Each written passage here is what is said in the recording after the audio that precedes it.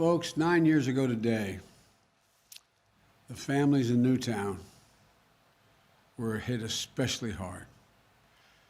No matter how long it's been, every one of those families relives the news they got that day. 20 precious first graders, 6 heroic educators, a lone gunman in an unconscionable act of violence. Everything changed that morning for you, and the nation was shocked. For me and for Barack, the shooting at Sandy Hook Elementary School was one of the saddest days we were in office, those 8 years. But as we got to know you, and I got to know so many of you personally, I spoke to every one of your families and I found hope in your strength as you turned pain into purpose to change the laws and the culture around gun violence.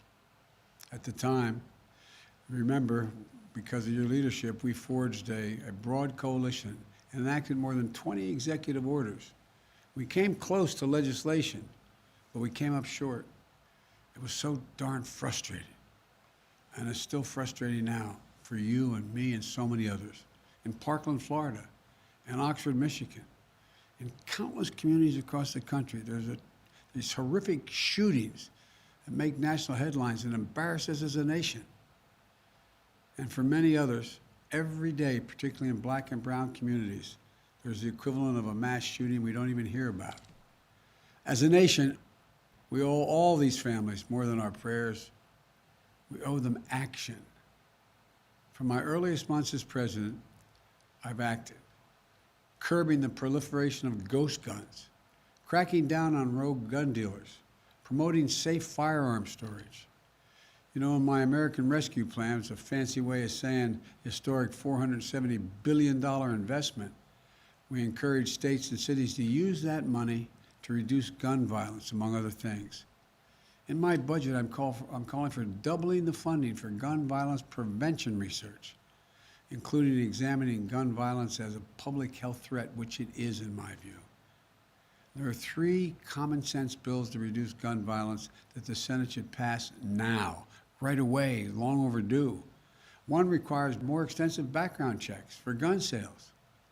One is to keep guns out of the hands of more abusers.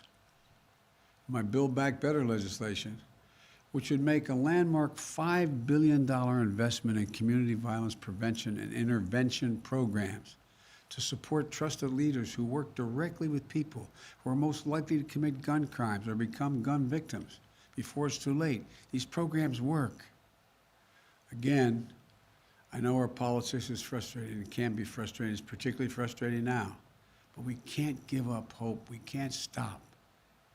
I've helped beat the NRA with your help twice. It can be done again. We have to keep up the pressure. May God bless all those innocent lives in Newtown and all across the country, and all of you who have been the victims of gun violence and your families have suffered from it. My heart breaks for you, but we have to act. We can't give up. We got to get it done. God bless you all, and God bless the loved ones who are left behind.